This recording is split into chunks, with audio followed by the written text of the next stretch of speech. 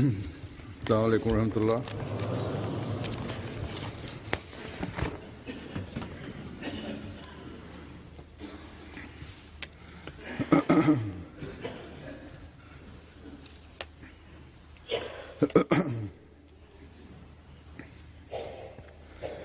أشهد أن لا إله إلا الله وحده لا شريك له وأشهد أن محمدا عبده ورسوله أما بعد فأعوذ بالله من الشيطان الرجيم بسم الله الرحمن الرحيم الحمد لله رب العالمين الرحمن الرحيم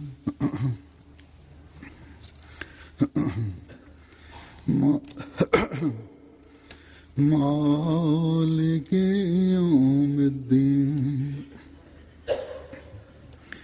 إياك نعبد وإياك نستعين اهدنا الصراط المستقيم صراط الذين أنعمت عليهم غير المغضوب عليهم ولا الضالين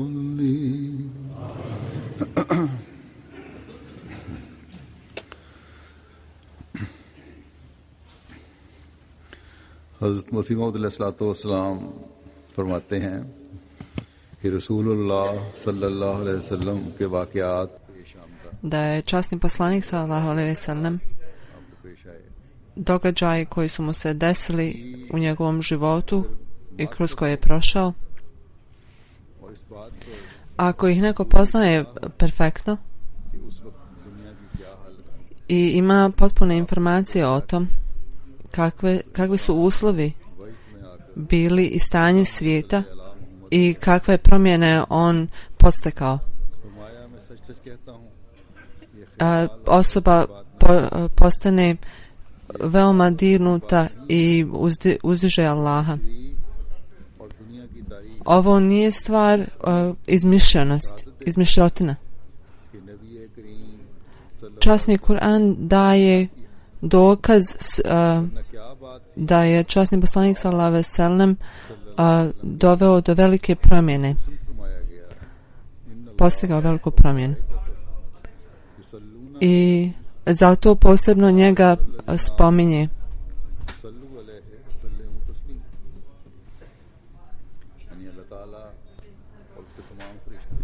U Kur'anu kaže Allah svemogući i svi njegovi meleci blagoslovljavaju časnog poslanika sallallahu alejhi ve sellem. Tako da svi oni koji vjeruju treba također da blagoslovljavaju časnog poslanika sallallahu alejhi ve sellem. Na nijednog drugog poslanika ni za jednog drugog poslanika ovo nije rečeno. Potpuni uspjeh i samo jedna osoba koja je došla na ovaj svijet i on je poznat kao časni poslanik Muhammed sallallahu alejhi ve sellem. Ovaj ajet ukazuje da je časni poslanik sallallahu alejhi ve sellem, njegova djela su takva da je Allah to blagoslovio i sa takvim kvalitetima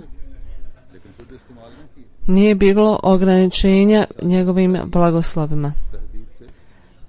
Riječi bi bile tu, međutim on ih nije stavio tu, jer njegova dobra djela su bila mimo riječi, nisu se moglo opisati riječima. I nijedan sličan ajet se nije koristio za nekog drugog poslanika. Njegova duša je bila tako čista i njegova djela su bila toliko blagoslovljena i Allah je bio zadovoljan sa njima, da je Allah rekao da za sva vremena ljudi treba da blagoslovljavaju časnog poslanika sallallahu alejhi ve sellem za sva vremena. Tako da nam je ovo odgovornost Tako kad god čitamo učenja koje nam je donio časni poslanik sallallahu alejhi ve sellem i kad gledamo njegov primjer, treba da se ponašamo tako i da to prihvatimo kao način života. U isto vrijeme treba da blagoslovimo časnog poslanika sallallahu alejhi ve sellem. Jer ovaj čovjek je najviše doprinjeo čovječanstvu. Poštenje za ljudski život je počelo časnim Kur'anom i on je tražio od nas da to slijedimo i uputio nas je na puteve koje nas vode Allahu svemogućem. Da bi dobili visoki status dove, on nam je pokazao kako je to postignemo i da odamo svoju dužnost, da ispunimo svoju dužnost prema stvorenjima koje je stvorio Allah svemogući. Kao rezultat toga vjernik može dobiti da mu budu primljene dove. Časni poslanik sallallahu alejhi ve sellem time što ćemo blagoslovljavati njega možemo ovo postići, tako da trebamo reći ljudima cijelom svijetu i da informišemo ljude o ovom, da ih obavijestimo i treba da oni znaju da kroz njegov karakter, visoki karakter i čisti karakter, kad god bi ovaj bio pokazan, svi ljudi koji imaju u sebi osjećaj pravde bi se složili, tako da svi ti ljudi i pored njihovih razlika nisu mogli se prestati oduševljavati čistoći njegovog karaktera. Sada protivnici Islama, oni su protiv časnog poslanika sallallahu alejhi ve sellem i protiv učenja koje je on donio i oni to kritikuju. Ovi ljudi ili imaju takva srca u kojima nema nimalo pravde, ili oni ne znaju o karakteru časnog poslanika sallallahu alejhi ve sellem i oni ne žele da se trude i da postignu ovo znanje. Tako da bi obavijestili ljude o karakteru časnog poslanika sallallahu alejhi ve sellem, to je naša odgovornost i mi treba da koristimo sve načine da to postignemo. I ovo sam spomenuo nekoliko puta. Neki ljudi imaju ovakvu prirodu. Postanu tako obmanuti svijetom, postanu takvi da ih taj svijet obuzme i kada neki svjetski čovjek nešto kaže, oni potpuno to vjeruju ili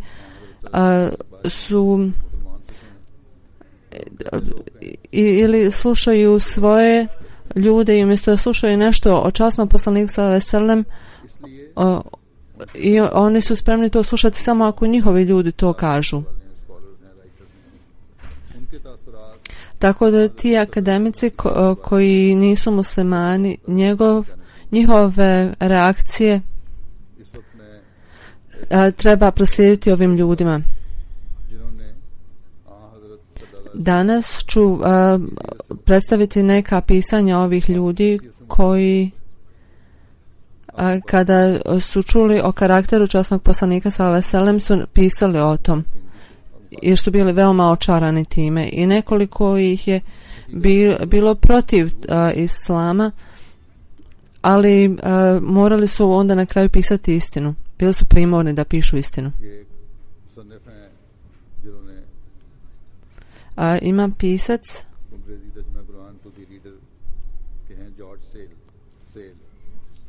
George Sale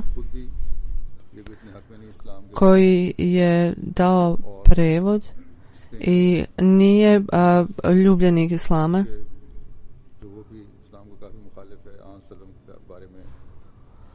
I još jedna osoba koja je protiv časnog poslanika sallallahu alejhi ve sellem, i ovo je ja otvoreno rekao u vezi sa njim, on je bio primoran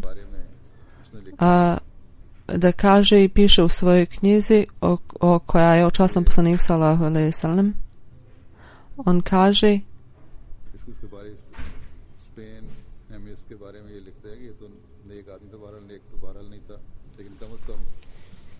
Ova je osoba iz Španije i ispravnog je uma i ispravnog karaktera.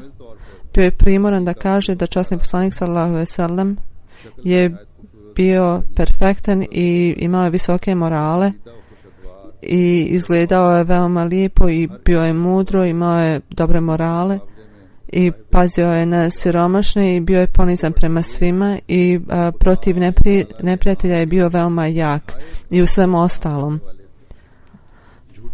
I on je uvijek poštovao ime Allahovo i oni koji su protiv i koji su lažovi i koji su pohlepni i koji lažno svjedoče, on je uvijek bio protiv njih, bio je za dobrotu i za poštenje i roditelja i starijih i sve dobre stvari. On je bio predstavnik svih tih i pisao je mnogo o tom. A onda je optužio časnog poslanika sallallahu alejhi ve sellem.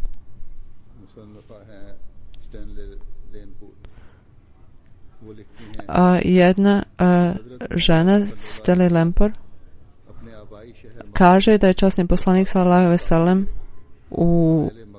na svoj maternji jezik kada je ušao kao pobjednik u Meku gdje su bili ljudi koji su bili žedni njegove krvi. On je ušao u ovaj grad kao pobjednik na najljepši način i ne može se u historiji čovječanstva naći sličan primjer. Onda u H.T. Wells historije ukratko u njenoj knjizi.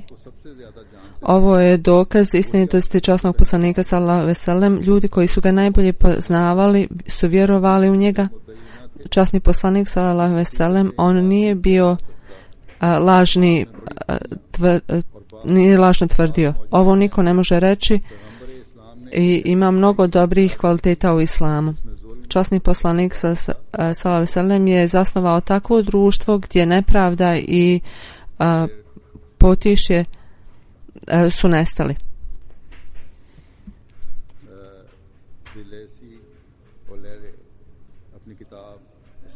Leslie O'Leary u knjizi Islam na raskrišću kaže ljudi koji su agresivni muslimani, njihova pobjeda u svijetu i da prisile ljude u islam, ovo je najčudnije pisanje u historiji. Ove priče koje su vezane za ovaj predmet su neistinite priče. Mahatma Gandhi u mladoj Indiji kaže, želio sam sve da znam o ovoj osobi koja bez razlike i slijede ga milioni ljudi i sada studirajući njegov život veći sam vjernik nego što sam ikada bio i islam nije se osvojio mačem nego zbog jednostavnosti i što je ispunjavao svoje obećanja i sa njegovim prijateljima i drugim ljudima koji su ga voljeli bez straha i on je imao potpuno povjerenje u Allaha i svoju misiju. Ovo su stvari koje su mu pomogle da pobjedi nad svim. I kada sam pročitao ovu knjigu, drugi tom historije, bilo mi je veoma žao što sam čitao, jer ovo je spomen Srpong Džonro.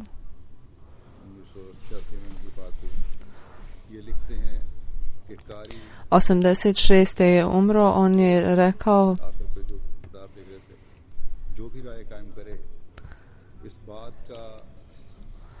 čitaoci, kako god mišljenje da imaju o ovoj knjizi, nemoguće je ne priznati da časni poslanik sallallahu alejhi ve sellem njegove duhovni događaji i sve priče Starog testamenta, sve su priče vrlo slične njegovom iskustvu i veoma je moguće da Hindusi i njegovi sljedbenici su također vezani za to i više od toga ova iskustva su početak duhovnog života osobe i ne mogu se opisati samo kao religija, jer ovi događaji su slični među mnogim ljudima između kojih je bilo velika razdaljina nekoliko milja. I pored toga njihova iskustva su vrlo slične i to je dokaz i nije moguće da su oni lagali o ovim snovima i vizijama i nisu svjesni ovih drugih ljudi na drugim mjestima. I onda on kaže, ova vrlina pokazuje migracija u Habšu nam govori da su svi ti ljudi bili tu koji su prihvatili islam i časni poslanik sallallahu alejhi ve sellem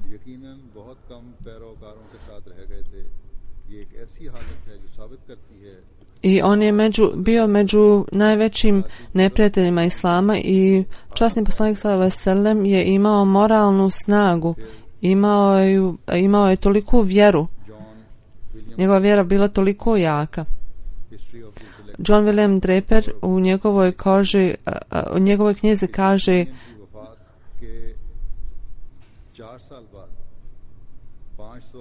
4 godine poslije smrti Justina u 569. godini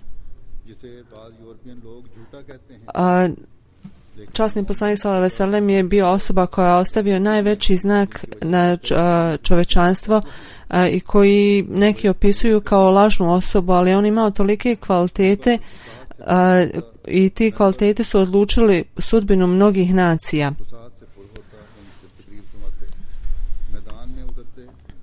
I njegov govor je bio veoma jasan, a kada je bio u borbi bio je veoma odlučan i u svojoj vjeri je znao samo jedno, da je Bog jedan.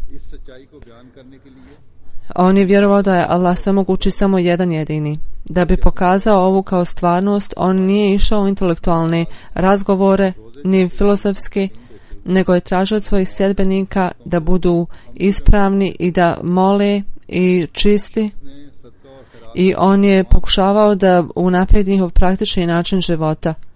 I također je inspirisao da se dobrovoljno daje sadaka i ostalo. Vevri Montgomery je rekao, Muhammed sallallahu alejhi ve sellem,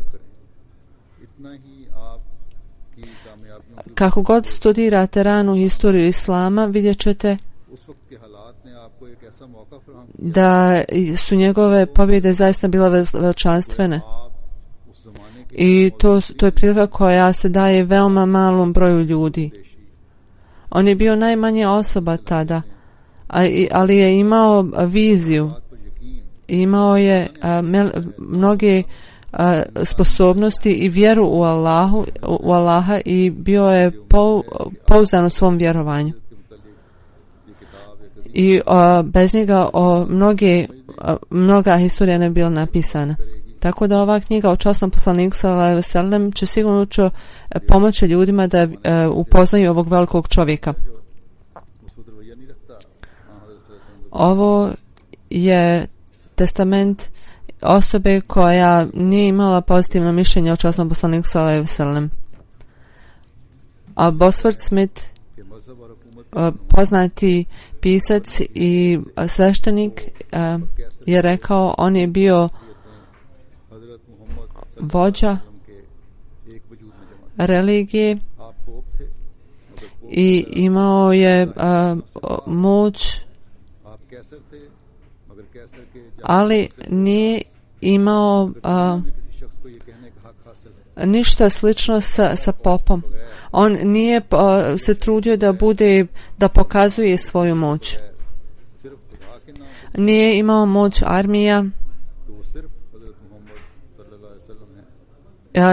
ali je ipak uspio da postigne mir u svijetu. To je postigao samo časni poslanik sallallahu alejhi ve sellem. Tako da isti pisac je rekao, Bosworth Smith sahib piše, a njegova misija, to jeste poslanstvo, prvi ljudi koji su to prihvatili su bili oni ljudi koji su ga dobro poznavali, na primjer njegova žena, a njegov rob i njegov rođak i njegov najstariji prijatelj, o kojim je časni poslanik sallallahu alejhi ve sellem rekao, oni koji ulaze u islam, on je jedini koji nikad nije okrenuo svoja leđa i nikad se nije brinuo. Kao svi poslanici, časni poslanik sallallahu alejhi ve sellem nije imao običan život, jer oni koji ne priznaju njegovo veličanstvenost, to su ljudi koji ne razumiju njegovu važnost. I ove tradicije koje je časni poslanik sallallahu alejhi ve sellem zaustavio ljude da ih više ne prate. Ne samo da ih je da se nije slagao sa njima, nego ih je totalno završio. Tako, na primjer, da se žive djevojčice sahranjuju i ženidbe sa velikim brojem žena. I da se loše ponaša prema robovima, piće i tako dalje. A da on nije zaustavio sve ovo bi se nastavilo u tim državama, ali on je to sve završio. I onda kaže da je časni poslanik sallallahu alejhi ve sellem, da bi dokazao istinitost svoje namjere, on je imao najveću vjeru u to. Ne može niko postići to bez takvog vjerovanja. A on je imao takvo vjerovanje vezano za njegove tvrdnje. I da je on od Allaha svemogućeg. I zato je uspio da postigne revoluciju. Svaki događaj u njegovom životu ga čini takvom osobom, stvarnom osobom, koji ima kvalitete i poglede. I on je uvijek ostao vjeran tim. Onda kaže, Arabiji je bila potrebna revolucija, bila je potrebna da dođe poslanik. Ako je to istina, onda zašto časni poslanik ne bi bio taj poslanik? I Springer je napisao, pisac ovog doba, da događaj dolaska časnog poslanika sallallahu alejhi ve sellem, ljudi su tada očekivali poslanika i bila su predskazanja i o tom. I dalje on kaže, Bosworth kaže, zajedno, ja nisam iznenađen da je časni poslanik sallallahu alejhi ve sellem u ovakvim situacijama je on promijenio toliko mnogo. Ja sam iznenađen da on nije, da se njegova da on kao osoba se nije toliko promijenio, da je bilo toliko malo promjene. On je pazio ovce i kao prodavač i reformator Mekke, i poslije selidbe u Medinu i poslije pobjede, i kad je bio isti u statusu kao Herkules i mnogi drugi ljudi, mi vidimo njegovu vjeru, čvrstu vjeru u njegovom životu, ali osoba bi trebala da se promijeni pod ovakvim uslovima, ali nije bilo ove promjene u osobi časnog poslanika sallallahu alejhi ve sellem. Vanjsko stanje se je mijenjalo, ali unutrašnje nije. Unutrašnje mu je uvijek ostalo isto, njegovo unutrašnje stanje. Dalje kaže Washington Living u svojoj knjizi Život i Muhammed, njegova borba i pobjede ना कोई गुरूर, On nije bio arogantan niti ponosan, अगर इन फतूहात में जाती niti je se pokazivao javno. On da je imao lične namjere, onda bi se on postao arogantan, i kada je bio na vrhuncu svoje moći, on je bio jednostavan, zadržao je svoju jednostavnost toliko da kad je imao kraljevski status, तो आप उसे नापसंद फरमाते। kada bi neko ušao u njegovu sobu, on bi pokazivao osoba pokazivao poštovanje, on bi ih zaustavio. William Moore, također orijentalista, piše कि अपना हर एक काम मुकम्मल करने और किसी चीज पर उस वक्त तक हाथ न डाल करते završio je sve što je namjeravao i samo je पर उस वक्त तक हाथ न डालते započeo i završio bi i ne bi započinjao nešto novo dok ne bude pred njim. On je također se ovako ponašao u društvu. Kada je htio da razgovara s nekim, on bi se okrenuo toj osobi potpuno i tijelom i licem i razgovarao bi s tom osobom. I kada bi se rukovao s nekim, on ne bi povukao svoju ruku prvi. I dok razgovara, ne bi napustio razgovor u sredini i potpuno bi slušao tu konverzaciju. I uvijek je bio jednostavan i u porodici, i kada je davao za sadaku, davao bi svojom rukom. I u kućnim poslovima uvijek bi pomagao svojim ženama. I obični ljudi su mogli doći do njega. Kao što rijeka plovi do ušća. I on bi prihvatao i ljude sa strana i u grupama. I historija pokazuje da je časni poslanik sallallahu alejhi ve sellem imao velike kvalitete, sve kvalitete dobrog vođe. I najzanađujuće je to što on nije mogao pisati. William Moore dalje kaže, jedna od visokih vrlina i morala je bila to što bi se brinuo o običnim sedbenicima. Bio je ponizan i davao je sadaku. To su bili glavni dijelovi njegovog karaktera. I zato su ga svi voljeli. Imao je srce svih ljudi oko sebe i nije niko mogao da ga porazi. On ne bih rekao da odbija pozivnicu bilo koga, i nikad se nije desilo da je odbio poklon, nije bitno koliko je mal poklon bio. I on je morao osigurati da svi u društvu budu sretni i nije se nikad dičio. On je bio ponosan pobjedama i ljudi koji su to zaslužili, on bi ih grlio, i oni koji su bili tužni, on bi im imao lijepu riječ reći i bio je dobar prema djeci. I kada bi vidio da se djeca igraju, on bi im nazvao selam, nije bio prevelik za te stvari, i on bi uvijek pozivao druge ljude i bio je veoma jednostavna osoba. I ovaj kvalitet se može vidjeti u svim njegovim djelima.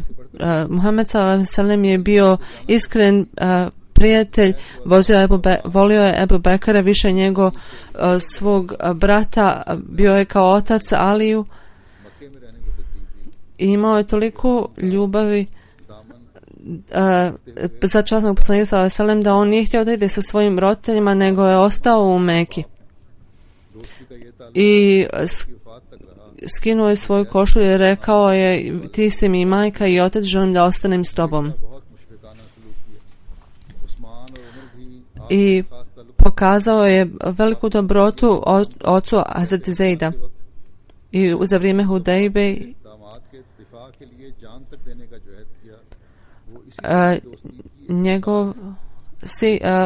muž njegove ćerke je tražio njenu slobodu I ima mnogo primjera koji pokazuju kako se njegova ljubav nikad nije mijenjala i uvijek je bila prikladna tom momentu. U vrijeme njegove moći on je bio osoba pravde i pomagao je drugim ljudima.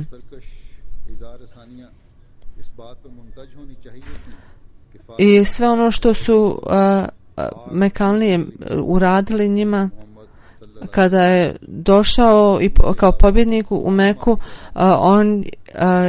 oni svi bi drugi bili veoma, ponašalo se loše prema njima. Međutim, časni poslanik sallallahu alejhi ve sellem im je svima oprostio i zaboravio je sve, osim nekoliko njih, on im je sve oprostio. I sve je to zaboravio. Sve ono što su neprijatelji učinili. I vođe Hipokrita koji su se uvijek protivili njegu i njegovim planovima, i njima je oprostio. I ovo je primjer koliko je on opraštao. I svi oni koji su mu se protivili prije toga, i njima svima je pokazao dobrotu. Dalje ovaj pisac kaže o istinitosti časnog poslanika sallallahu alejhi ve sellem postoji mnogo dokaza o tom. U Kur'anu kaže, ali ovaj gospodin ovdje kaže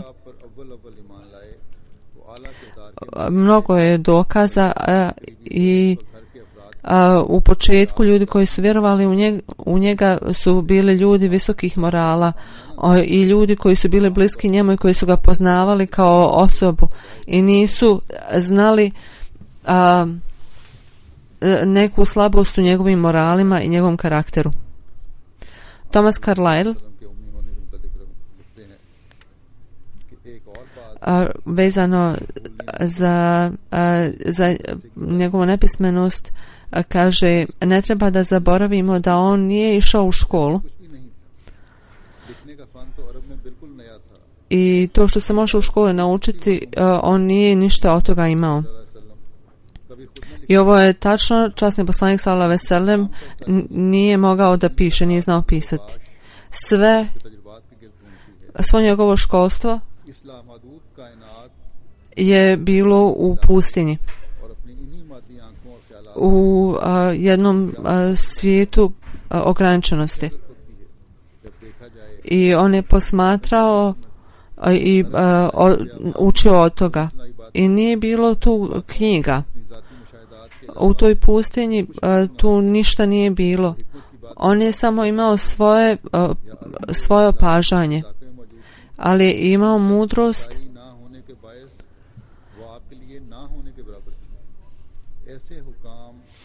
tako da on nije mogao naučiti od drugih. To nije postojalo u njegovom okruženju. Tako da niko od tadašnjih ljudi njegovog doba koji su znali nisu razgovarali sa njim. Tako da je on odrastao da razmišlja i da koristi svoj um.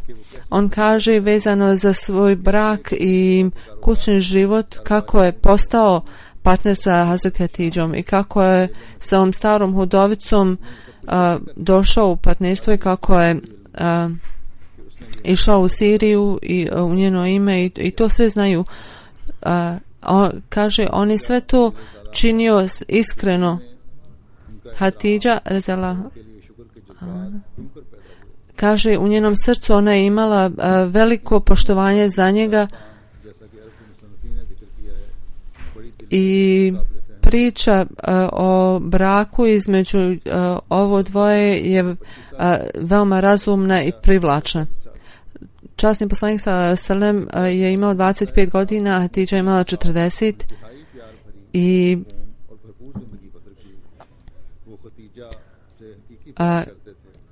on je bio veoma sretan u svom životu sa ovom udovicom i on je volio Hatidžu i bio je potpuno odan njoj.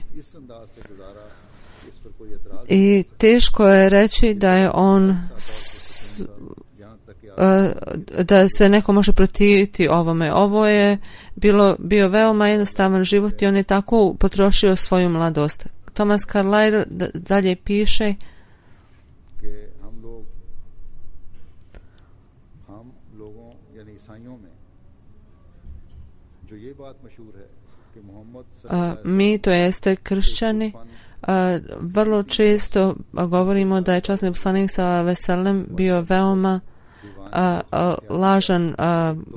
lažan poslanik i njegova religija je bila jednostavno ludilo.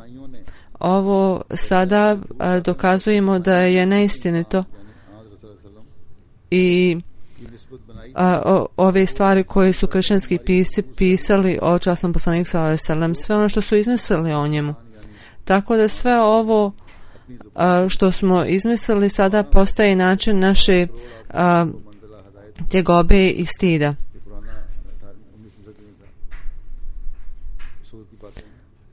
Uh, 1900.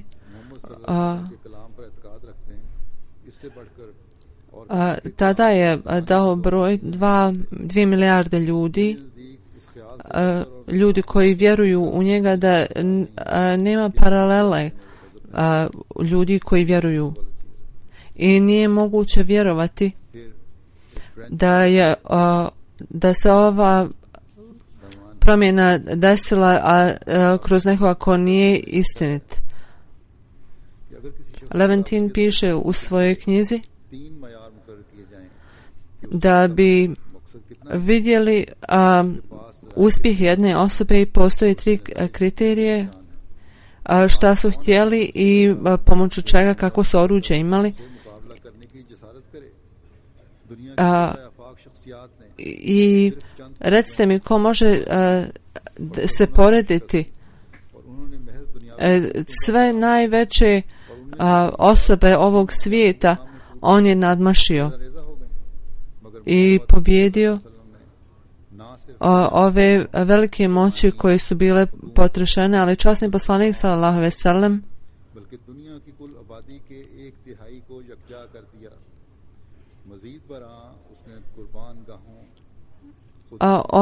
njegove sedbenici su trećina svijeta, svih ljudi i svih religija i misli i duhovnost, on ih je oživio sve.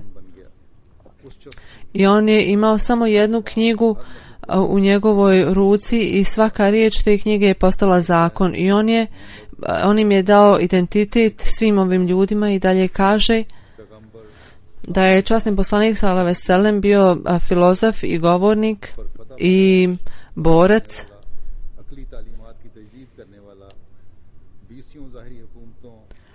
koji je pobjedio nad svim mislima i mišljenjima.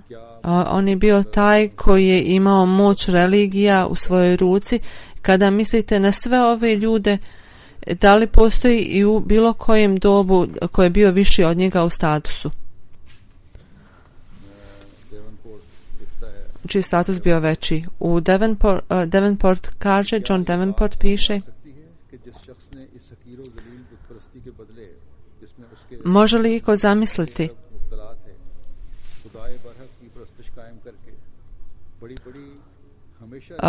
u odnosu na klanjanje idolima koji su ovi ljudi radili? On je doveo takvu promjenu da je on lažan poslanik. Da li bi se ovo desilo? Da li zaista možemo reći da je ovaj čovjek bio lažov i da su njegove ideje lažne? Sigurno ne možemo to. Muhammed sallallahu alejhi ve sellem sa svojim blagim srcem i čvrstom vjerom je od početka do kraja svoje objave bio istinit. Oni koji su bili vezani za njega i oni nisu sumnjali u njegovu istinitost. Dalje kaže: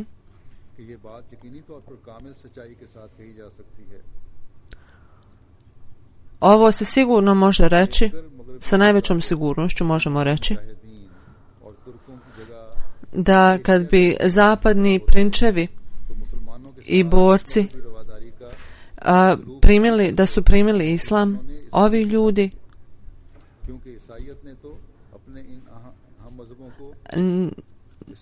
ne bi pokazali ovakvu dobrotu sa onima koji nisu postali muslimani. I ovi kršćani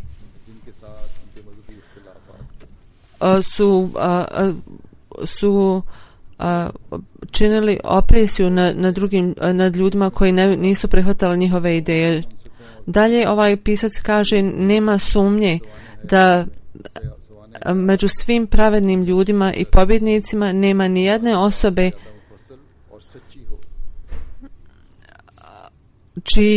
čiji je život detaljnije opisan kao što je opisan život časnog poslanika sallallahu alejhi ve sellem. Onda Michael H. Hart kaže, on je jedan od najsnažnijih pisaca među svim ljudima koji su imali utjecaja na čovječanstvo. Časni poslanik je bio najveći. Neki ljudi se možda budu uprotivili i ispitivali ovo, ali on je bio jedan jedini u historije. Čak i na sekularnoj strani je bio najveći pobjednik. Kako je to moguće da je imao toliki utjecaj na čovječanstvo? I na muslimane je ostavio veliko blago. I zato sam mu dao posebno mjesto među svim osnivačima religija. Među kršćanima, u to doba kada je pisao muslimana je bilo duplo nego kršćana. I da bi stavili Muhameda ispred Isa, imam dva razloga. Prva, širenje kršćanstva. Uloga Hazreti Isa alejselama u širenju kršćanstva je manja nego u širenju islama i uloge koju je odigrao časni poslanik sallallahu alejhi ve sellem.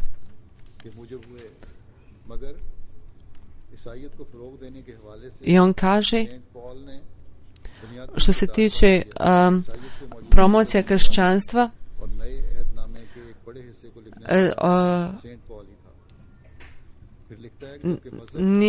on nije imao toliku ulogu i Saint Paul je imao tu ulogu u Novom testamentu. I svi ti ljudi koji su bili odgovorni za moralne zakone u časnom Kur'anu, časni poslanik sallallahu alejhi ve sellem je bio odgovoran za to i dao je ovoj religiji oblik. I on je imao veliku ulogu u širenju ovog. I časni Kur'an koji je zasnovan na mudrosti časnog poslanika sallallahu alejhi ve sellem. Tako da je pisac časni poslanik sallallahu alejhi ve sellem. Tako da onima koji se protive, on kaže, časni poslanik sallallahu alejhi ve sellem, bilo mu je objavljeno da je najveći dio Kur'ana bio zapisan, a ostalo je bilo zaštićeno i zaštićeno od svega. Tako da je časni Kur'an pokazuje misli ovog poslanika. I u skladu sa nekim ljudima, ovo su riječi časnog poslanika sallallahu alejhi ve sellem, i ne postoji ovakve misli od Hazreti Isa. Tako da ljudi imaju veliko poštovanje za Kur'an kao što kršćani imaju za Bibliju. Tako da je časno i poslanik imao veliki utjecaj na ljude i utjecaj na muslimane je veći, njegov utjecaj na muslimane je veći nego što je Isa alejhi selam ima na kršćane. I sa religijske strane možete vidjeti da časni poslanik je imao veći utjecaj na čovječanstvo, da je islam imao veći utjecaj nego kršćanstvo. Tako da on je prihvatio da časni poslanik je sigurno na prvom mjestu. On je bio religijski vođa, ali je bio i vođa sekularne moći. Mjesto koje je Hazreti Isa nikada nije imao. Tako da u svakom dijelu života dalje pokazuje visočanstvo časnog poslanika sallallahu alejhi ve sellem. Karen Armstrong piše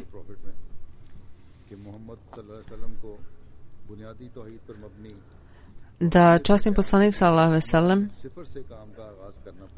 za zasnivanje duhovnosti on je morao početi od nule i kada je počeo bilo je nemoguće.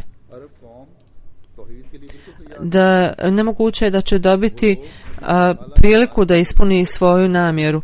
Da Arapi nisu bili spremni za to. Arapi nisu bili spremni da prihvate ovako visoka mišljenja i da prošire ovo.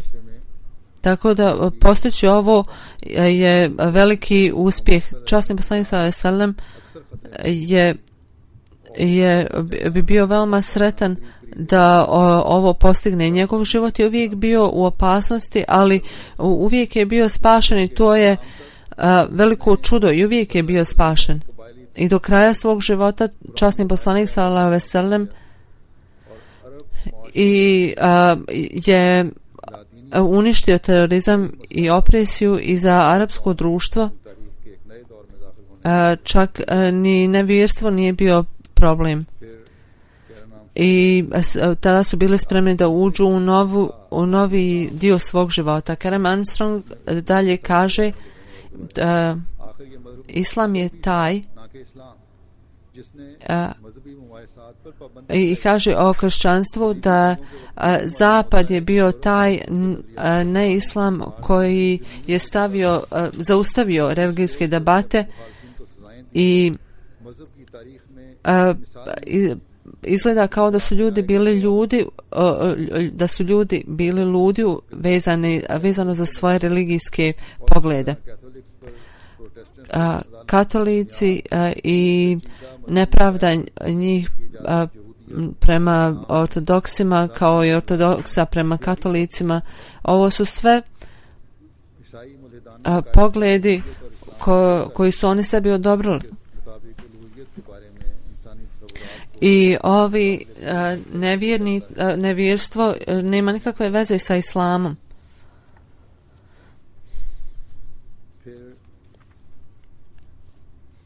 Onda Annie Besant u životu i učenjima Muhameda u toj knjizi kaže za osobu koja upoznaje život ovog vođe Arabije i ko poznaje učenja koje on donio i kako je on živio svoj život, nemoguće je za tu osobu ne poštuju tog poslanika koji je najviši među svim poslanicima i mnogi ljudi bi znali šta govorim kada čitaju ovom. Ovaj učitelj Arabije i poznajem njegovo visočanstvo i ima nešto veoma posebno o njemu. Ruth Granstan piše Muhammed iz Arabije sallallahu alejhi ve sellem nikada nije podstakao rat.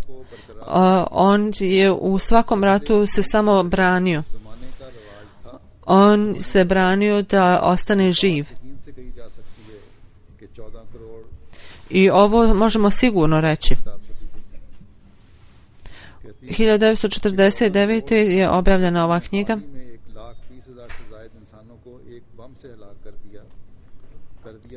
14 milijardi ljudi koji su ubili milione ljudi,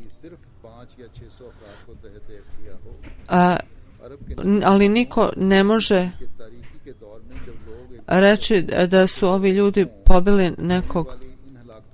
U ovom dobu kada su ljudi 8. stoljeća, kada su ljudi bili žedni za ubistvom, ali i danas ne vidimo takav fanatizam. I to stanje kada su zapisane sve ove stvari, krv im je bila do koljena i hodali su kroz tijela ljudi koji su tada ubijena. Godfrey Fragrance kaže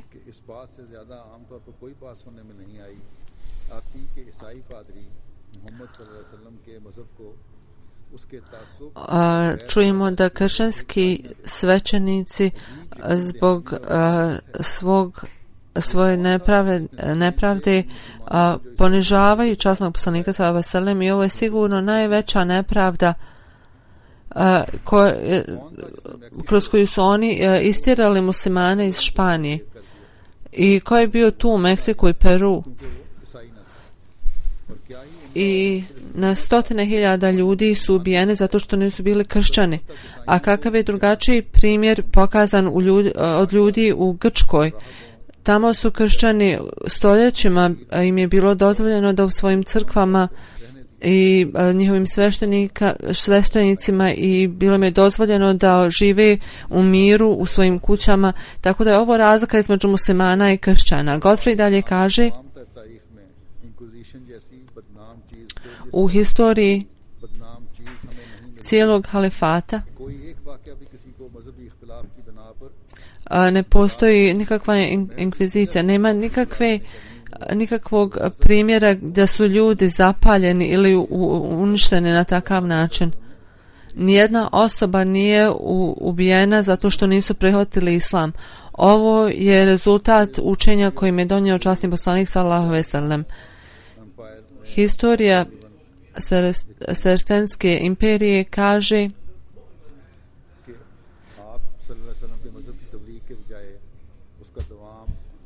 učenja časnog poslanika sallallahu alejhi ve sellem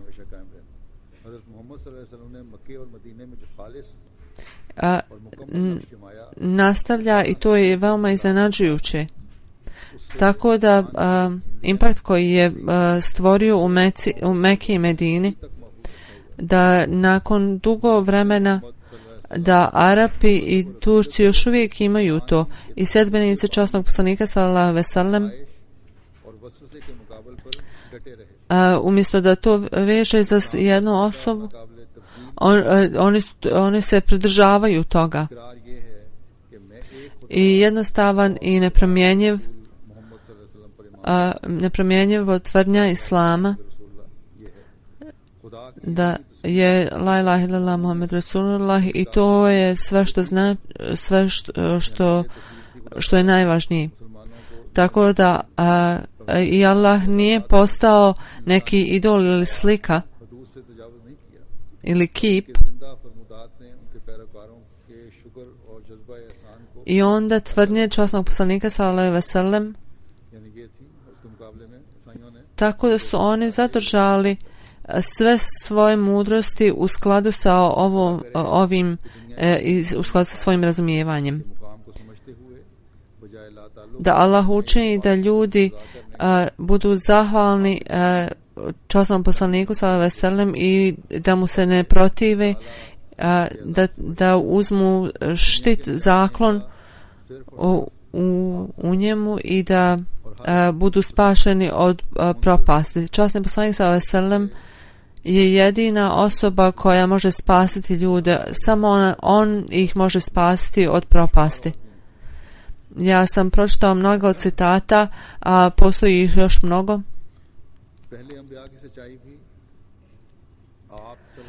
Istinitost prethodnih poslanika, ovo je dokazano kroz to što ćemo slijediti časnog poslanika sallallahu alejhi ve sellem. To je status Hatemun Nebunata koji Ahmedi treba da govori cijelom svijetu i svi se moramo truditi najviše što možemo na ovaj način. Vezano za ovo, ja od juče Hutmamun konferencija se dešava, možda se sad završila i tu su govori bez morala i nije bilo ničega nego poniženja obećanog Mesaja alejhi selama i oni ovo čini u ime ljubavi časnom poslaniku sallallahu alejhi ve sellem. Da Allah dragi dadne mudrost ovim ljudima. Oni misle da oni štite status Hatemun Nebina, a i ovo oni rade i ovo je sada posao Ahmedijata da pokažemo što ovo zaista znači. Ovo je jedino moguće da ako mi kada slijedimo poruku časnog poslanika sallallahu alejhi ve sellem da nas Allah ohrabri. prije 2 sedmice u hudbi 21. septembra pitao sam advokate, pravnike da se skupe. Ne znam da li će se muslimani skupiti, ali Ahmedi hoće i oni su već počeli da djeluju, da rade u Pakistanu da bi se zaštitili religijski osjećaj i gdje se može ograničiti i zaštititi religijska sloboda. I neke stvari oni su već skupili i napravili su neke odluke na sudovima i kakvi su zakoni lokalno, internacionalno, nacionalno, internacionalno i internacionalno oni su već postavili neka pitanja. I ovo sam poslao Ahmedi pravnicima u raznim državama. U Pakistanu pravnici su se skupili i po mom uputstvu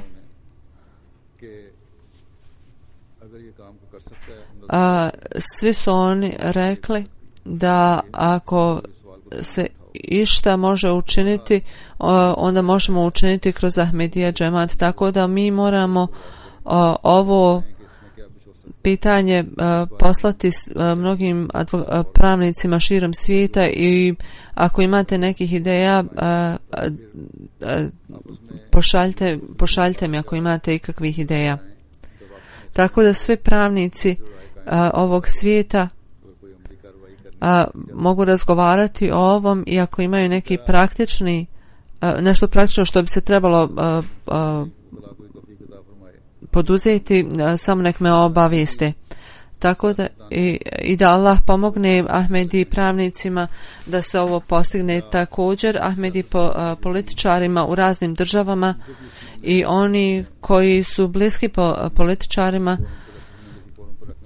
oni također treba se pobrinu o ovom na neki način i da ovo pitanje postavljaju na forumima.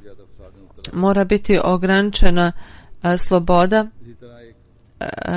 inače svijet će upasti još više u nevolje i uvijek zahtijevam da dovite i kažem dovite za muslimanski umet, pogotovo danas, da Allah dragi dadne mudrost muslimanskim vođama da ne prosipaju krv svojih građana i da ne postanu instrument ljudi koji namjeravaju ovakve stvari, da Allah dadne mudrost muslimanskim vladama da se ne dignu jedni protiv drugih. U Turskoj i Siriji se sada tenzije dižu i neki hoće da okrenu velike moći hoće da okrenu muslimane protiv muslimana, njima je to cilj, tako da muslimani ne razumiju ove stvari, tako da Allah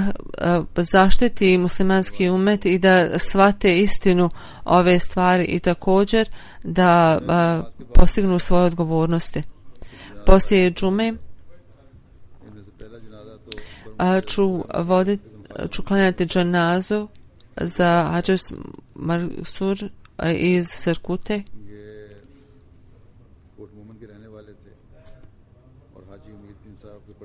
On je bio iz Kot Momina. Njegov pradjeda je bio jedan od prvih Ahmedi. On je bio postao šahid sinoć na Allahi ve inna ilaihi rađiun.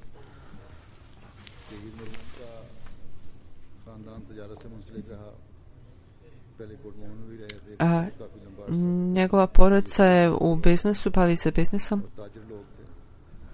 Kada je došao u Sirkotu, bile su ljudi od biznesa. I juče, navečer, kao što sam rekao, postao je šehid u 9:15. On je bio na biciklu, izašao je napolje zbog nekog posla dvije nepoznate osobe su stojale tu i pucale su u njega i pogodile ga u uho i ovi su ljudi onda pobjegli. Neki ljudi su to vidjeli i zvali policiju i ambulantu. Oni odvezli su ga u bolnicu, tamo je umro i na Allahi ve inna ilaihi rađiun. On se borio sa ovom religijskom mržnjom dugo i pomagao je ljudima koji su imali prodavnice i oni su trebali su da napuste, a oni nisu htjeli, tako da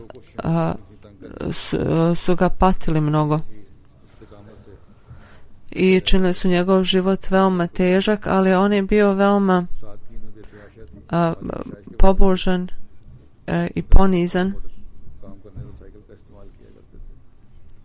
i pored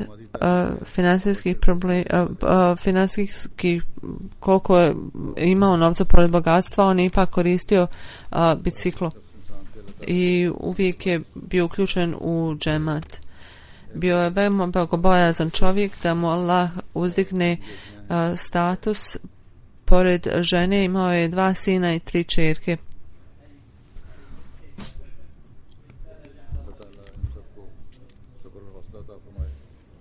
Da Allah svemogući im dadne sabur svima njima. Druga dženaza je za Mukarrema Amtusami sahiba.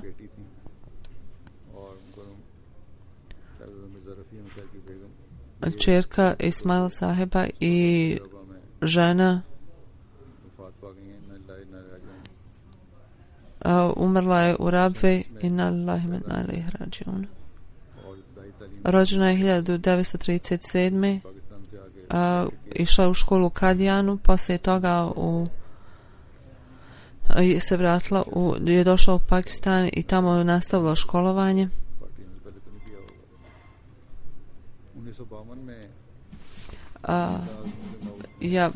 Znači poslije podjele 1952. udala se za Murfiz Rahim sahib.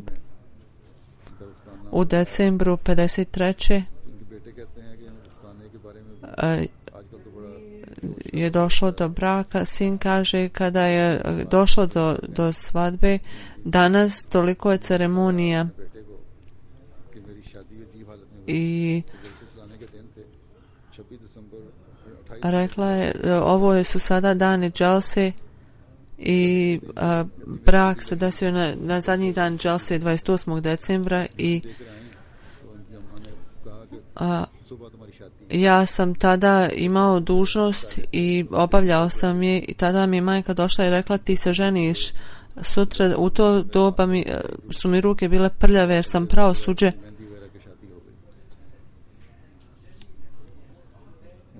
Tako da su mi prijatelji pomogli da se očistim. Ova gospođa je imala operaciju na srcu u Londonu i bila je veoma pobožna i saburna i doktor je rekao, pokazala se zaista ti pacijent koji pokazuje snagu i uvijek se suočavala sa problemima, sa mnogo hrabrosti i uvijek je dočekivala goste i vršila je dužnosti dželse.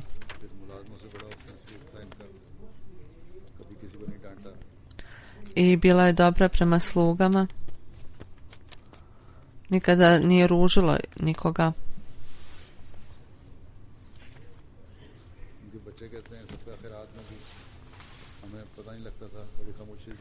Njena djeca kažu, nismo znali o njenoj sadaki i imala je malu kopiju časnog Kur'ana koji je čitala naveče već 40 godina gledamo istu kopiju i ona je bila odana hilafatu i savjetovala je djecu da se ponašaju isto, da Allah uzdigne njen status i da učini da njena djeca nastave. Treća dženaza je Čaudri Ahmed Sahib,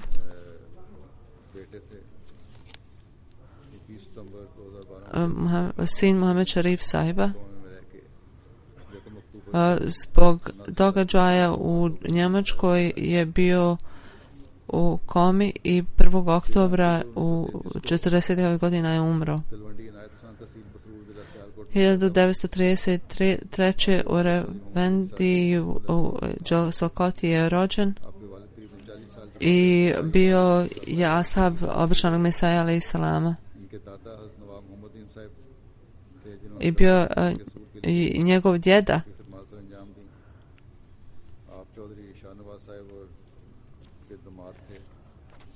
Čarvan Sahib, ne, on mu je bio punac i ovdje u Britaniji imao je mnogo dužnosti u džematu tokom godina i kazi i radio je sa ovim čovjekom i imao je visoka mišljenja. U financijskim stvarima uvijek je bio prvi.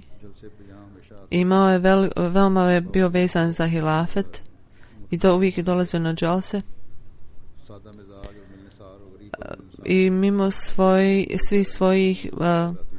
svog bogatstva on je uvijek bio ponizan i brinuo se o ljudima. Bio je neki sluga iz Bengala i neko se derao na njega.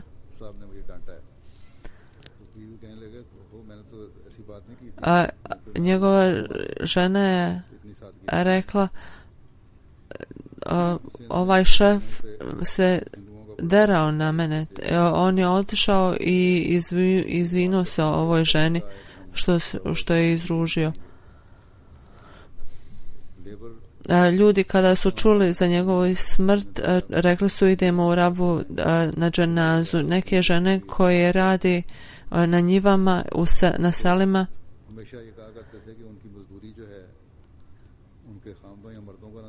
on bi rekao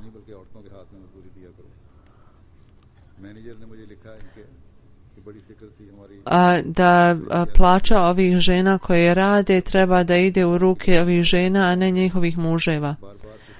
Tako da ljudi su se brinuli za njega i on bi se brinuo o ljudima koji su radili za njega. On je zaista bio divan čovjek i brinuo se o udovcama i siročadi i sa svojom porodicom. On je bio veoma dobar sa svojom porodicom. Da ga Allah uzdigne i da Allah učini da njegova djeca nastave sa njegovim dobrim radom za ljude kojima je potrebno.